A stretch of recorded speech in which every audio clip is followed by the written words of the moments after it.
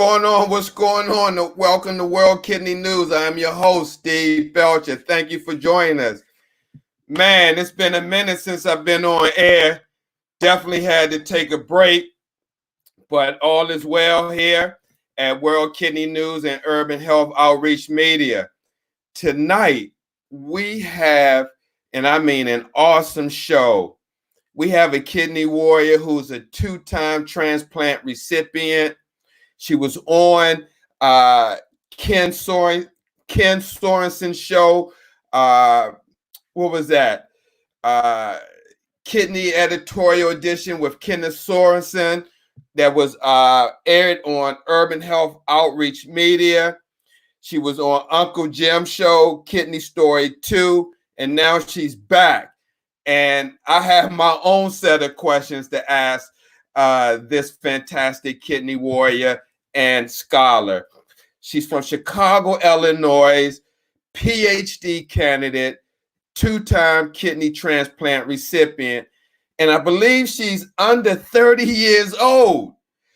I mean, without further ado, let me bring her on, Amanda Grandinetti. Hey, what's going on, Amanda? Hi, I'm good. It's going well. All right. How's everything in Chicago? I'm sorry, what was that? How's everything in Chicago or Chi-Town? It's good. It's been raining for like 2 days straight, but really? Yeah. Just had a thunderstorm, so everything is calmed down now. Mm-hmm. Now, have y'all opened back up? Have the governor lifted restrictions? Not really. Our stay-at-home order is supposed to go till, I think, May 30th. I haven't looked at the numbers in a while. I think we're maybe like the second or third highest amount of cases in the U.S. Mm-hmm. But there's like a phased approach that we have for Chicago. So I think it sounds like some things might be able to open on June 1st, like hair salons and stuff. But that's just changing daily. But right now we're still in a lockdown. Wow. So, man, I know you have an amazing story. You shared it several times. But how does your story begin? How did you end up here, a PhD candidate, 2-time kidney transplant, and just, I mean, more than surviving, like thriving in what you're doing? How did that journey start with you? Well, it's been very unexpected, but I was diagnosed with FSGS when I was 14. It was right before high school, and FSGS is a really rare kidney disease. It has no known golden standard of treatment, and they kind of throw medications at you until one maybe works, but usually they don't work. And that was the case with me. Couldn't get into remission. I actually tried chemotherapy in an attempt to get into remission. And Wait a minute. I'm sorry to interrupt. Mm-hmm. You tried chemotherapy for FSGS. Yeah, so there's a drug. It's very old. It's called Cytoxan. So I took that for 3 months when I was 15. I lost all of my hair. How did that make you feel? I mean, going through that, because you just said a lot that you've been through. I mean, I know kids normally with cancer take these type of toxic drugs, but you're taking it for something dealing with the kidneys, and as a result, your hair falls out. Now, I'm sure you know, adolescent, you're in probably high school, junior high school. Were you in school when all this took place, or you did homeschooling? I was in school. I went to a public high school. I think there were like 1,000 kids just in my grade alone. But yeah, it didn't feel good. They sometimes will try different types of chemo when you have FSGS. The mechanism's not known. There might be some evidence that it could get you into remission. Again, it's really hard to get there. That wasn't the first time I've taken chemo, though. I took it when I was 23 and 24. And it was a different type of chemo the second and the third time. But the third time actually got me into remission after my transplant, my second transplant, and my FSGS has never come back. Wow. Now, when you say in readmission,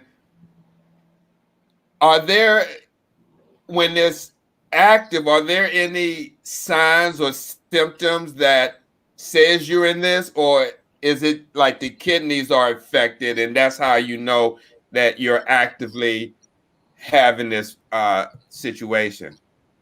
Yeah, so when you have FSGS, it's a little bit different than other kidney diseases. I don't know a ton about every other kidney disease there is. I know a good amount about a lot of them, but this one in particular makes you swell with edema really, really badly. So it's kind of impossible to not notice that you are relapsing. So I couldn't see through my eyes when I would wake up. My entire face would be swollen. Couldn't really walk. My feet were swollen. Like 30 pounds of maybe water weight at a time, just in a span of a few days. So you can usually tell. There's this thing called proteinuria, which is protein in the urine, and patients have these dipstick tests where they can test the level of protein to assess like how severe it is. But people can usually tell by the swelling. That's usually the first sign. Right. But even though you're having these symptoms, there's no need for kidney dialysis. These symptoms could be managed by medicinal. I wouldn't say manage is a very light way to say it. I was miserable for the 8 or 9 years until I got my second transplant, but there are medications that you can take to alleviate some of the symptoms, like diuretics for the edema. And you might take, I don't know if you've ever had Epogen shots to boost your red blood cells so you're not anemic. I took those as well, but you're basically waiting until your kidney function completely fails. So you're also monitoring your creatinine. Mm-hmm. Now, you just said you're doing all this until your kidney function completely fail. Now, does it have to fail? I would not suggest doing preemptive dialysis because dialysis has its own set of symptoms and things that can go wrong. But typically, someone's not going to start dialysis until they've approached some level of stage 5 kidney disease, which is typically under 20 to 15% of kidney function. I do know a lot of people actually are in stage 5 and they don't go on dialysis based on their other values. So you really have to take a look at the broader picture of what's going on with your own health to make a decision to go on dialysis. Now, as a teenager and dealing with adult medical issues, pretty much, did that affect your, your adolescent life with dating and just being with other kids because you were dealing with these medical issues? Yeah, at first it was really isolating when I was 14. A lot of my friends didn't want to be friends anymore because I couldn't go out, and I kind of looked really strange because I was on a lot of steroids. I didn't have hair. But I met a lot of people who are really nice to me. I met a couple of really good friends in high school. It's never really affected dating at all. I've always had long-term relationships. So, it affected me mentally. I couldn't really go out a lot. And when I did go out, it was really uncomfortable and just unpleasant. So I tried to live life like the best that I could, but it was really hard. Mm-hmm. Now, I know I'm kind of jumping all over the place because I was remembering your story with Uncle Jim that I want people to hear why it came back to me. When you done some time on dialysis, even though you had 2 transplants, there was some time between where you did dialysis, and you mentioned that when you what's the word I want to say? When you pretty much graduated or left the pediatric wing, you went into adult dialysis setting at what, 16, 15 or something like that? I was 22. Oh, okay, 22. Mhm. Okay, but can you share the response you received from the nephrologist at that time when you came from the pediatric side to the adult side of treatment? Yeah, so my first visit, I didn't really know what to expect. So I went actually with my dad, and he was there just because I had never gone into the city alone, and this was my first appointment. So I wanted my family to, know what was going on. I'm sorry, I have a Sure, puppy in the you can in bring the them on. background to make sure she's not falling off. But when I met my new doctor for the first time, she walked in. She didn't introduce herself, but she said something very similar to the effect of, "Oh, you just came from the children's hospital. You're going to wish that you were still there because we're not as nice here." Wow. How did that make you feel hearing that like the first time from a nephrologist who's supposed to be a caregiver?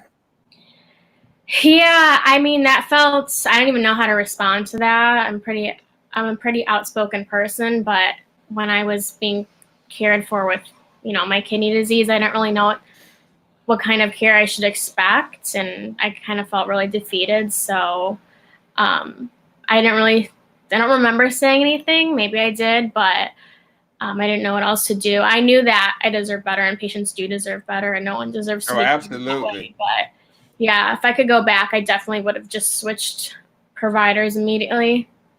When you did pediatric dialysis, what form of dialysis did you do? Hemo? So I started dialysis when I was 22 during my senior year of college, but I did start on hemo in summer Hmm. hemo.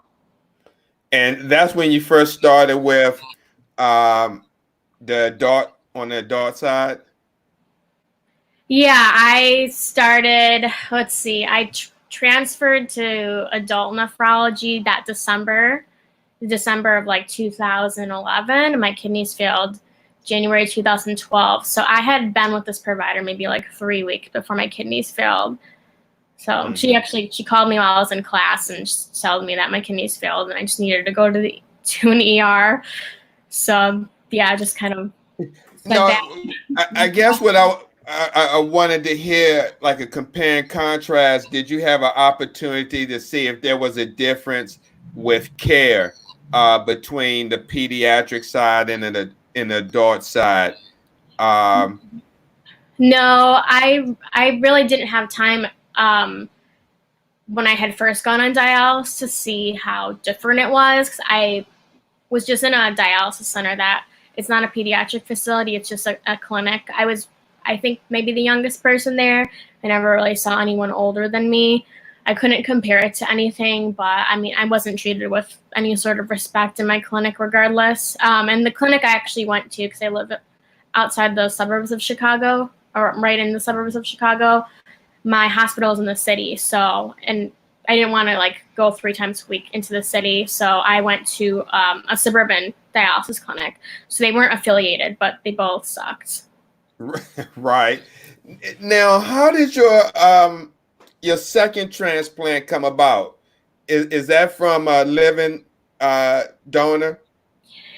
Yeah, so I received the first transplant from a non-related living kidney donor, who was my friend, and that didn't work out. Sure. It lasted weeks. And then that was in March 2013, March 4th, 2013. And a year later, my friend, another friend, donated her kidney to me as well. So I met her in college. Wow. Yeah. Yeah, I met her in college. We were both nursing students. We are both RAs on the same floor in a college dorm. So I'm extremely thankful for her. Now, how with the second transplant with the friend in nursing school, how did that conversation come about? So her name is Kristen. She's one of my best friends. But we were extremely close in college. We spent pretty much every second together. So you just met her in college, though. Yeah, I met her in 2009, right before I started being an RA.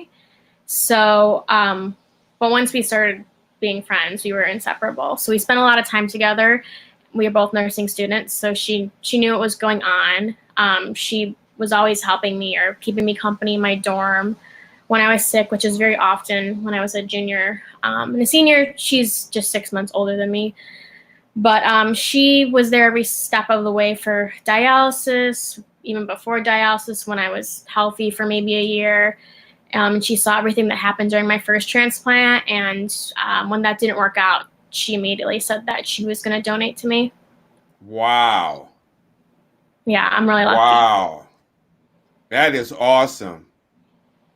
Yeah. I mean, do you ever sit back and think how fortunate that you were compared to a lot of people that's dealing with this disease and the work that you're doing? Oh, yeah, all the time. I mean, it's rare to even get better when you have FSGS. And I'm really lucky that I even achieved a remission. I switched hospitals, so I'm not the other provider anymore, but my current doctor doesn't think that it'll ever come back, and I really never thought that would even be a possibility for me. And in fact, a lot of providers told me that that would never happen for me. So I'm extremely lucky that my FSGS didn't come back and that I had 2 donors and that I'm completely healthy. Now, let me ask you this, Amanda. Do they do that type of treatment now for people with FSGS who may be dealing with that? Are you talking about the chemotherapy? Yes. So since there's no golden standard of treatment, there's a couple of treatments, and we're actually really lucky. Some of the work that I do for volunteer research has been advocating for clinical trials in kidney disease, but FSGS specifically. So there's kind of been a renaissance for clinical research in FSGS. So there's a lot of new drugs that are being investigated. I work with a few companies that are working on that. But yeah, I would say it's still an option. I think the standard of care is slightly different now, that they'll try like some of the new chemotherapies rather than the older ones first, but they'll try anything to try to get you in remission. Wow. I'm just wondering, for a lot of people who may be dealing with that, if they have that option or been presented with that option. But you said it took 3 tries to get it in remission, or 2? So when you get FSGS, you are placed immediately on high-dose prednisone. So it's a very common pattern. I became steroid dependent and then steroid resistant. So I would relapse every time I tried to get off the steroids. And then there came a point maybe a year later where the steroids didn't work at all. And when that happened, I tried chemotherapy. And when that didn't work, I went into a very long relapse where I had to, I basically was in and out of hospitals for about a semester when I was 16, and somehow managed to recover. They put me on Prograf, and that's another option that patients have. And luckily that worked for me. It's not very common that works, but it worked for me for a long time. I still was in stage 3. I still had a lot of symptoms, but it kept my kidneys from failing for about 8 years. Wow. Mm-hmm. Yeah. Now, at what point in your journey you decided, I know you said you was in nursing school. Did you finish nursing school or you changed your major? So it's a long, unrelated story, but my college didn't let me complete it. I had that's right. You mentioned that with Uncle Jim. Yeah. Luckily, I was double majoring, so my other major was psychology, but not clinical psychology, more of like research methods. So I graduated with that. And then when I was on dialysis the second time, I started graduate school for my master's of public health. Mm-hmm. The second time, how long were you on dialysis? So I never really stopped. I was on dialysis for about 2.5 years, but I switched after my first transplant. I switched from hemo to PD. I got incredibly sick on hemo. Hemo is a great option for some people. but I did really bad.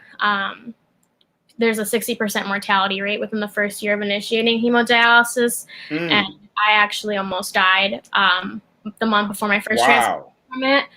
I got pulmonary edema from it. It didn't work with my body at all. It wasn't really working to keep fluid off or maintain my levels, and I really hated every second of hemo. I didn't want to spend 3 days a week in a clinic. Staff treated me poorly. I didn't like it when people I had a catheter in my chest. I never got a fistula or an AV graft. I just hated every part of it. I kind of felt like I lost all freedom to do whatever I wanted. Like if I needed to use the washroom on the machine, I had to get unplugged, and that would add like another 45 minutes to my treatment. So when I learned about PD, it was amazing. And I struggle with PD too. It didn't come without its own problems, but it allowed me to prioritize what I wanted to do. Like I was able to do dialysis at home. I was able to connect myself. I didn't want anyone else taking care of me. I was able to eat more foods because I was getting dialysis daily. I could have friends come over. I could, it's a different catheter, so I could shower like a normal person. I had to take like 2 weird independent showers on hemo because I couldn't get my catheter wet. But yeah, I really enjoyed PD. I would never do hemo again. Let me ask you, with that being said, why do you think, and I know PD is not going to work for everybody, just like hemo, but for the benefits that PD allows someone, the freedom, the flexibility, don't have to leave your house, you can continue to work, and so on and so on. Why do you think, in your opinion, some people don't make that switch when they find out that PD or home dialysis is a viable option? Do you think they become dependent on the staff to do the services instead of maybe taking it upon themselves to do it their own selves? I think the main issue is that dialysis facilities and providers don't tell patients that there are options. They just automatically put you on hemo. That's what happened with me. I didn't know about PD until I met other people my age who told me about PD, and that's how I made the decision to switch. So there needs to be a lot of education to patients on their options, and I think that that's something that we've actually advocated for with one of the volunteer efforts I work with, the Kidney Health Initiative Patient and Family Partnership Council. So we actually lobbied to get funds for innovators to develop new dialysis modalities, and we helped get the Advancing American Kidney Health Initiative or executive order signed into practice. So that actually prioritizes home dialysis. So there should be more education right now because it is an executive order, but there needs to be a lot of change in practice, and a lot of changes still need to be made. Do you think that's slowly happening, or do you think they still at a standstill? Things are definitely changing. It's unfortunate from obviously many reasons of COVID happening. It's kind of halted a lot of people's efforts on anything that's not COVID related. But some of the work that I'm doing with some of my organizations is actually using COVID as an opportunity to inform patients why home hemo might be, or home dialysis might be a better option. Then you don't have to go to a clinic with a bunch of people, and you can take care in charge of your own health. But I know the organizations that I work with, specifically the Kidney Health Initiative, we're not delaying any of our initiatives to make sure that the executive order and other areas of our research and advocacy don't go.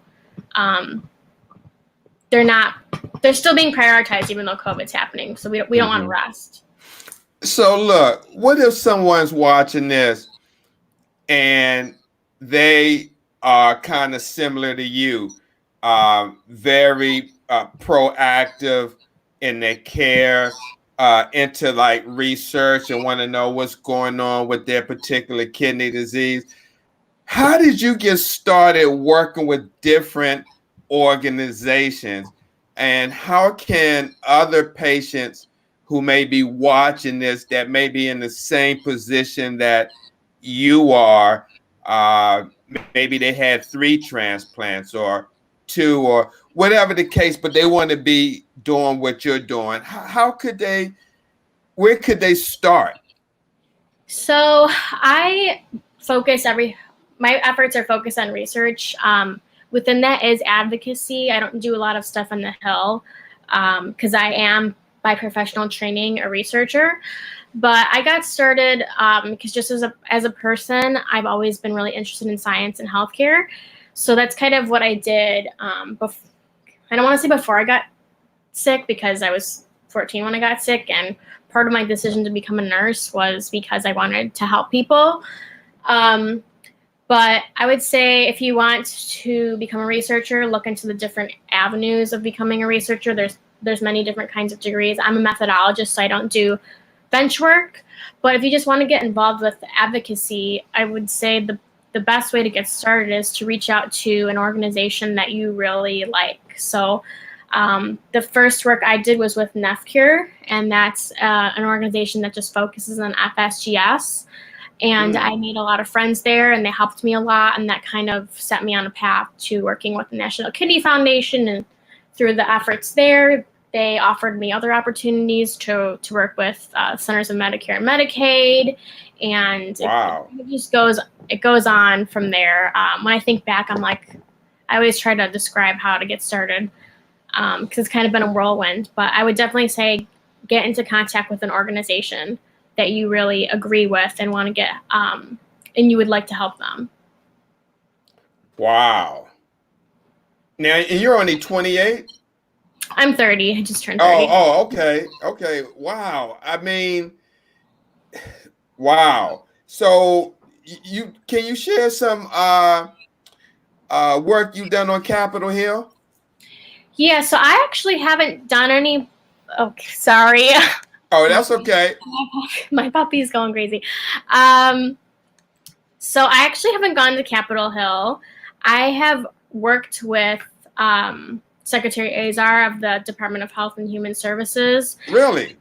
Yeah. So I'm the vice chair of the Kidney Health Initiative Patient and Family Partnership Council, and that council is an effort that works directly with the FDA. It's a public-private partnership with the American Society of Nephrology and the FDA to ensure that the patient perspective is embedded into all the activities that the Kidney Health Initiative focuses on. So research, for example, is one of them. Public policies and other, clinical trials could be another example of that.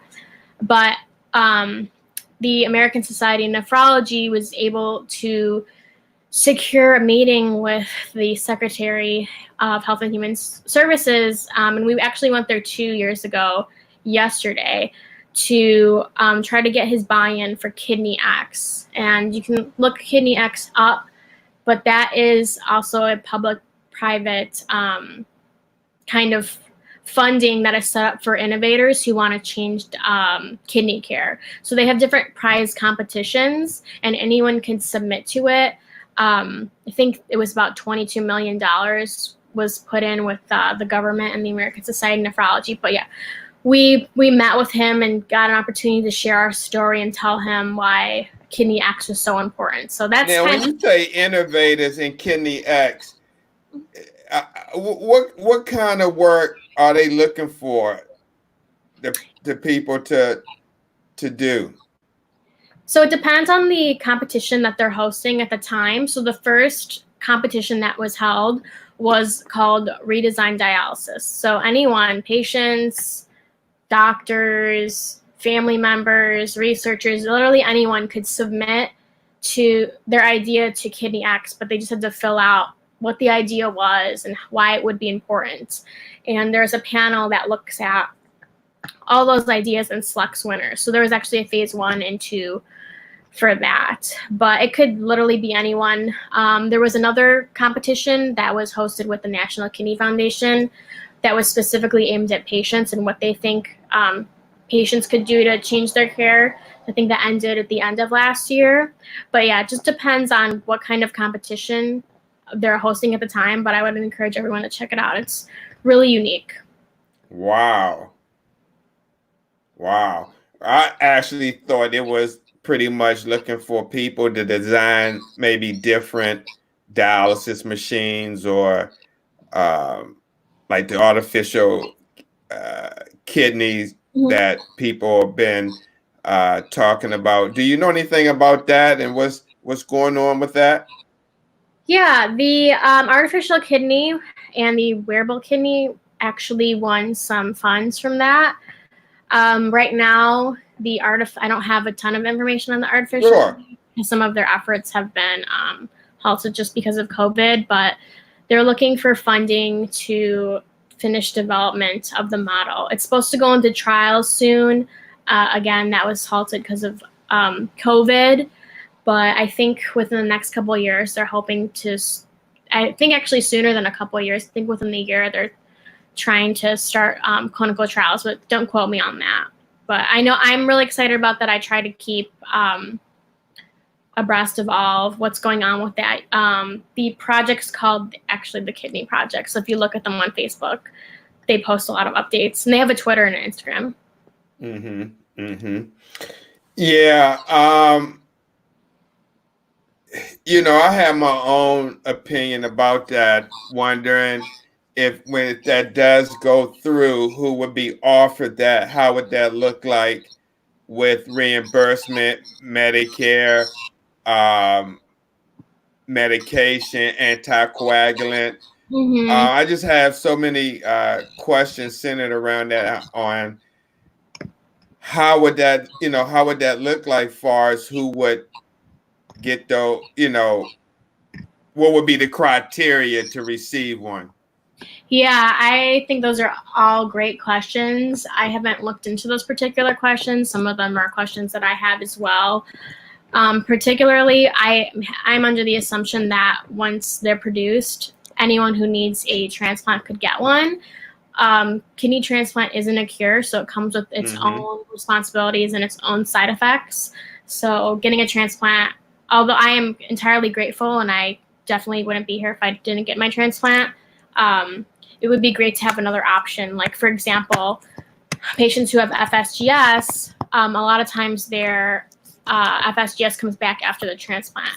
And mine did that for both my transplants. Luckily, it didn't come back after I got the chemo and the plasmapheresis the second time around. But being able to have a renal replacement device that could be used for people who have FSGS and they don't have to worry about it coming back would be awesome. So that's why I really love it. Wow. So is that the case with a lot of people with FSGS, that if they get a transplant, that does come back? Yeah, it's extraordinarily common. I don't know what the statistics are on that, but I experienced recurrence, I think within a couple of days, both times of my FSGS coming back. So my second team, they made sure to keep an eye on it. We actually developed a plan together before my transplant. And we said, look, if my levels get to this, no questions asked, we're going to start plasmapheresis, and then give me a dose of Rituxan, which is the chemotherapy. So. Dad Vice TV, he's a kidney health coach. I'm not sure if you know him. He's on YouTube, like 68, almost 70,000 subscribers. But he said he's a transplant recipient as well. And he said it is designed to get a person's GFR up to 20 to 30. So it will be for people at the bottom of stage 4 or in stage 5. Okay. Now, let me ask you, Amanda. So is that with people who get transplant and they may have FSGS, is that what the IVIG treatments are? Yes. So the second time around was completely different for my second transplant.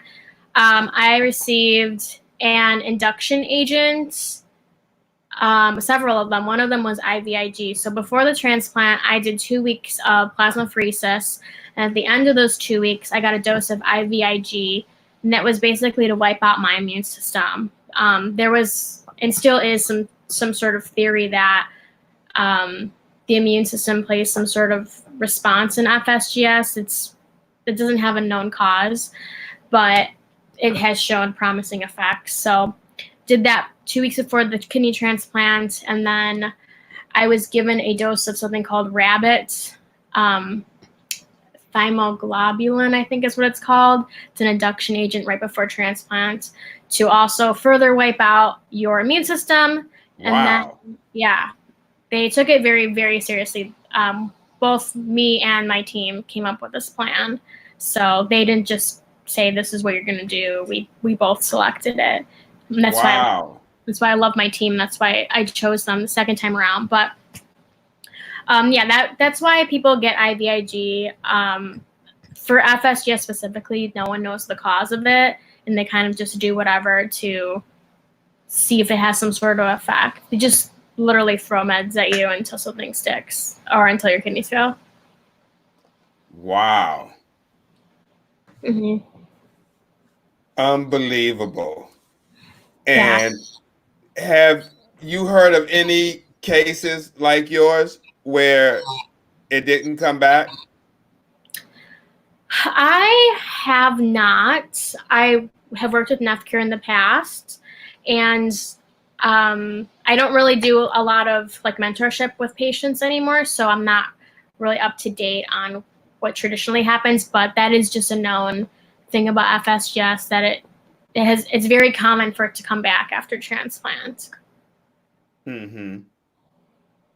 But most of the people I know that have had kidney transplants and have FSGS have experienced it coming back to some degree. Mm-hmm.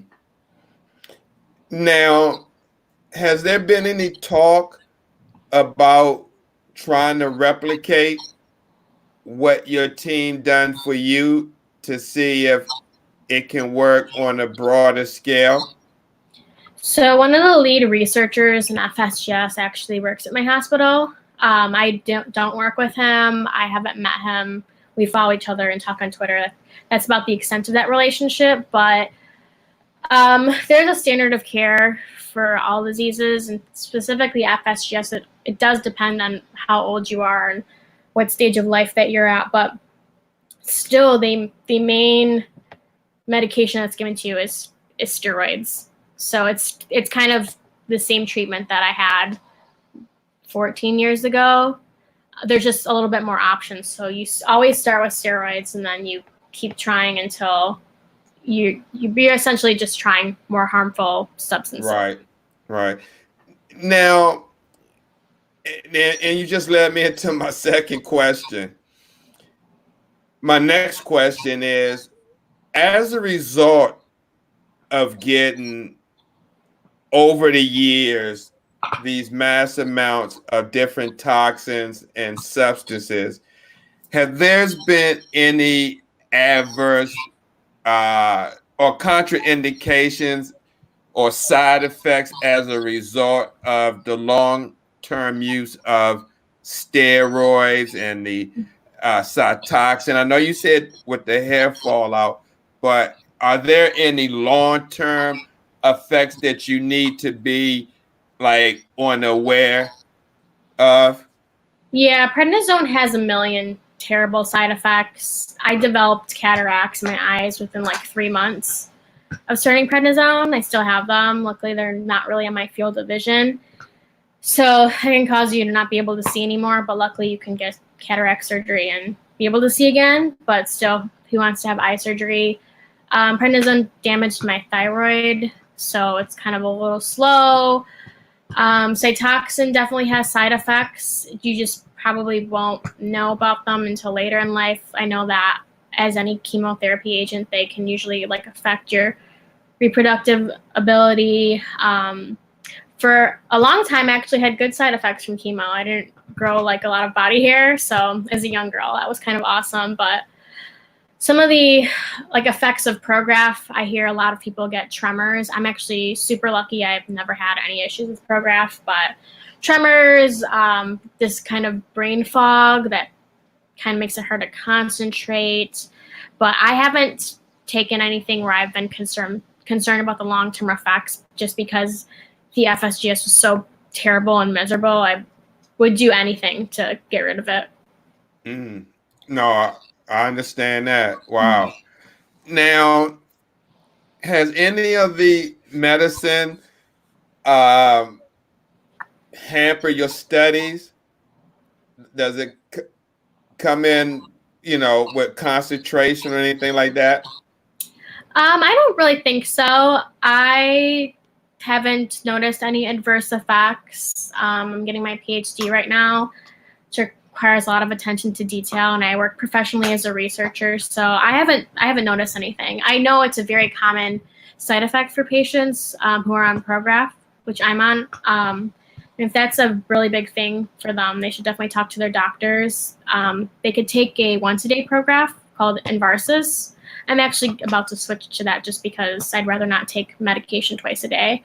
But that's known to have less side effects just because it maintains the peak of the medication level throughout the day instead of taking it twice a day. You take it twice a day because the peak goes down and up and down all the time. Wow. Mm-hmm. Now, when you were 16, when all this started happening, and I know you were just, adolescent, but were you this intrigued? I know you said it was science, but you've always been this way? Yeah, I've always been an introvert. I remember being 7 or 8 and having an observation journal where I would just jot down my surroundings. So kind of like someone who had studied qualitative research methods, that's something that they would do. I don't know. I've just always kind of been that way. I never really read a lot of fiction. I was always getting science books, all types of stuff, space, weather. Really loved healthcare. I do have a creative side though. I used to be somewhat of an artist and draw and paint and used to play guitar. Sure. All of that stuff. But yeah, I've just kind of always been that way. And then when I got sick, I became super angry at how I was being treated. So I wanted to help change things.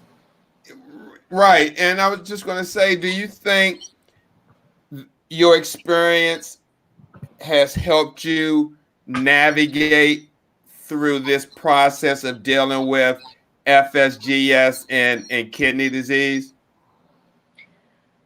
I mean, I think so. I definitely probably would have taken other routes, maybe if I didn't get the kidney disease, but it's definitely helped me because I've actually learned about a lot of different facets of healthcare that I probably wouldn't have been involved with. I got into this kind of weird science called quality measurement and quality improvement as my first job in research. So I started in plastic surgery and then I did dermatology, and now I'm in anesthesia professionally. Wow. But I didn't know that existed, and that actually helped me get some of the opportunities that I work with now for volunteer efforts. So, going to meet with the Centers of Medicare and Medicaid, I got that opportunity because I was familiar with some of the quality measurement science that goes along with that. And then that's actually what I'm studying now for my PhD. It's called Patient-Reported Outcome Measures, and it's basically tools that providers will use to assess patient values and patient preference to determine their treatment. Wow. So I definitely would not have known about that if I didn't start as a research methodologist in plastic surgery. What could somebody may be watching who say is in stage 3, stage 4, maybe coming up on stage 5 kidney disease, watching this program, what words of encouragement or wisdom could you share with them, whether it's from FSGS or not? Yeah, I think so. Definitely it's okay to feel the way that you're feeling. I think a lot of times it felt wrong to feel as upset as I was, because I never really had any relief from the kidney disease. And I often wondered why it was happening to me and why I had to have FSGS. So your feelings are valid, but also you should always advocate for yourself. If something feels wrong, it probably is wrong. Like my experience that I talked about at my adult nephrologist, the way that she spoke to me, I knew that was wrong and it felt wrong, but I felt very scared. I didn't know what to do because it was my first time my kidneys failing. So I just listened. So always advocate for yourself. And it sounds cliche, but don't give up. I was told the entire time I had FSGS that I probably would never, ever get better. And that wasn't acceptable to me. And I just had to try. And if I listened to them, I probably wouldn't have a second transplant right now. So anything's possible. You just have to keep going. And it's okay to be upset during that process. Yeah. Wow. Do you have any tips on finding a donor that you can share? I mean, I know yours came from two friends, and a lot of people are not that fortunate to have two friends donate. But I mean, just being in the position that you're in any tips on finding a living donor? Yeah, I think, and I get asked this a lot, and I wish I had better answers because I never had to ask anyone for a kidney. But I think definitely telling your story is important. So get your story out there. Don't be shy to talk about it. I know and I can't imagine it having to ask someone for an organ and them doing something that they don't have to do. But get your story out there, advertise it wherever you can. Get connected with other patients that have had deceased or even living donor transplants. Get connected with other organizations, National Kidney Foundation, maybe even organ procurement agencies will have tips on how to make sure your voice is heard and to kind of get that news out there. I've seen actually pages like on Facebook dedicated to finding people donors. So definitely don't be quiet about it. Yeah, absolutely. And thanks, Florence, for watching. I can't think of the country Florence is tuning in from, but it's not in the United States. She's overseas. But thank you for watching, Florence. She just said, wow, Amanda, thank you for sharing. You are marvelous. Oh, thank you. Florence, please write that country you live in. I can't think of it at the top of my head. But thanks for watching. As we come down, to the end of this broadcast, Amanda, how much more time you have for your PhD? So right now, yesterday I just started my summer course. At the end of this year, I will have taken all of my core courses. So just basic research classes at the PhD level. In the spring next year, I will take my candidacy exam, and then I can start writing my dissertation. So if all goes well, I should be done in May 2022. All right. And Florence, she's from Malaysia. So we got some. Thank you, Florence, for watching. I mean, that's just awesome. So, sorry, my puppy's only 11 weeks old, and I don't know how to calm her down yet. So she's. And thank you, Monica, for watching. I appreciate you. Can you just share your puppy with the audience? She's being very mean. Please stop. She's 11 weeks old. She's a weenie dog. Her name's okay. I have another one that's 6 years old who's behaving. She's on the other side of the computer. Oh, now, as far as you having a transplant, the doctors, they don't say anything about having pets could be a contraindication with transplant? So no, they never told me anything like that because I was a nursing student. I have a microbiology background as well. Wow. I personally, it's just a requirement. Sure. But I I didn't feel comfortable with cats. I'm not really a cat person anyway. But no, they told me that the reason I got my transplant was to live a normal life. So they wanted me to do whatever I wanted to do. Okay. Okay. Now, does your diet has to change a little bit? So so I just try to eat healthy. I try to have home cooked meals. Just like the basics. I work out a lot. Well, I did before COVID. I still try to maintain a little bit of that while I'm home, but being active was always really important to me. It's something that I wanted to do, but I was just too sick. I mean, I could barely walk at the worst of my FSGS.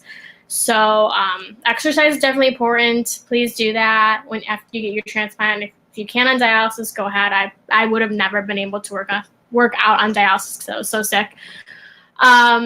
And yeah, I mean, just everything in moderation. I can't give like really any nutritional advice, but I would say just go with common sense. Mm-hmm. I mean, I think Wow. a lot of people have to be careful with sugars just because some of the transplant medications increase your risk for diabetes, but I get labs every 3 months and I don't eat a ton of sugar, so that's totally fine. But yeah, you just want to maintain like a healthy lifestyle after you get your transplant. So before we go, just one thing I just thought about, and I just want to get your opinion of it. Two-time transplant recipient, you're a researcher, ex-nursing student. Just your observation of this COVID-19 and how you protecting yourself, and just your opinion on the news, everything that's going on, and then just from your research point of view. Yeah. Do you think I didn't mean to cut you off, but do you think there's some overblown with this? No, I don't think it's being overblown. So I have my master's of public health. So I received epidemiology training, and and we focused a lot on infection prevention and control a lot. So certainly it's different everywhere in the U.S. But if you have a transplant or if you're on dialysis, you should definitely be taking precautions.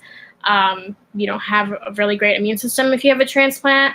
If you are a transplant patient, we're kind of trained to do a lot of the things that COVID's requiring us. So, don't go and hug everyone or handshake or, always wash your hands and don't touch your face. Like, those are the things that I did immediately after my transplant. And actually probably even way before, because I've been on immunosuppressants for a really long time because of my FSGS. But yeah, please maintain caution. I think it's probably best not to read everything on the news.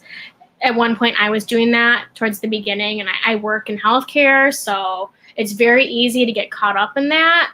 But just please be safe. Okay, that's good. I appreciate that, because I just wanted, our audience who are in this position to hear from someone who, like you said, you got a master's in public health, you work in healthcare, and you deal with, immunosuppressant drugs. So thank you for sharing that information with us. Yeah. Anybody you want to give a shout out to before we end this broadcast? I would just say the people I work with on the Kidney Health Initiative, there are 9 of us total, and I love working with them, and I'm extremely blessed and fortunate to have that opportunity. That's awesome. Awesome. So where do you go from here? You just waiting to finish your candidacy? I'm still working in other areas of research. So right now it's anesthesia, but eventually I would just like to focus on kidney efforts. I also work as a consultant. So I work with a couple organizations, a couple pharmaceutical companies on making sure their materials are patient friendly and ensuring that they use patient-reported outcomes at the beginning of their clinical trials. So I'll probably do something in the clinical trial space and device trial space after I get my PhD.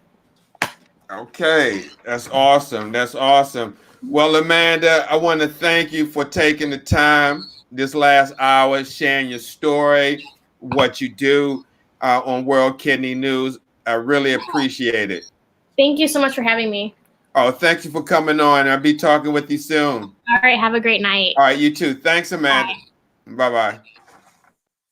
Yeah, this was an awesome show. I'm glad you were able to tune in. Before I leave, I'd like to thank our sponsor, Kibo, the makers of Renadil. Let me just read you the disclaimer.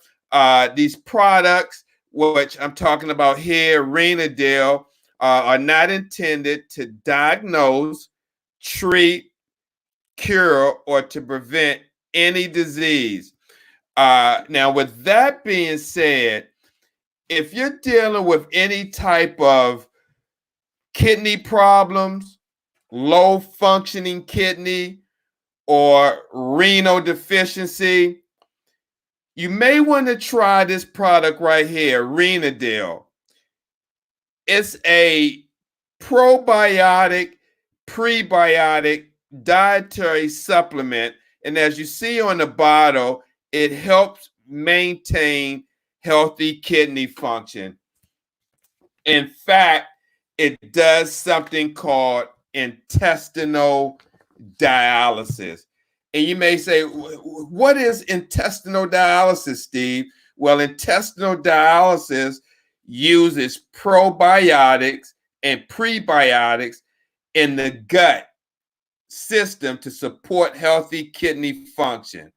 And what it is, the probiotics define are live, natural occurring microbes. And when consumed in the right amounts from the right manufacturer, probiotics can benefit your health. What they do is eat up the bad waste, and then that is pretty much eliminated through the stools. So if you haven't tried this and you're dealing with low kidney function, you should try it. Got a lot of people trying it, having great results. And we have the code. You can get 3 bottles. You normally need to take 3 bottles over a 90-day period. You got the code. If you go to their site, www.renadil.com, you can research it for yourself, but nothing but great results. One testimony: before I started taking Renadil, my GFR was 13, and I was expecting to go on dialysis. After starting Renadil, my GFR rose to 17 and has remained there. So, something to try. I mean, nothing beats a failure but a try. So, again, thank you for watching this episode of World Kidney News. Thank you, Miss Florence, from watching from North Borneo, Malaysia. We appreciate that. Get my son-in-law, Benedict. Absolutely. Just go to the site, Miss Florence, www.renadil.com. You can check out the research yourself. And if your son-in-law decides that he wants to try it, here's a code he can use, Urban Kidney 20, to get a discount. Oh, you said he just started. Okay. Some patients on dialysis have used this to help with their GFR. In fact, we've had one of our corresponding consultants, Dawn P. Edwards, use this product, and she's been on dialysis almost 29 years. So it can definitely assist with increasing your KT over V and eliminating the waste. So it's also assisting as well if you're using it in that mode. So, you're welcome, Ms. Florence. Thank you for watching as well. Guys, thank you again for watching World Kidney News. Join us tomorrow where we have Urban Health Outreach Media special broadcast where we'll be talking with Stephanie Safi. I can't pronounce that name, but Safi for short, Edwards, will be on our show tomorrow. Kidney warrior who recently had to start back on dialysis after several year transplant. I was her nurse when she was on dialysis, so she will be here tomorrow night at 8 p.m. Thank you guys for watching World Kidney News. We'll see you next week, same time, same station. God bless you and have a great week.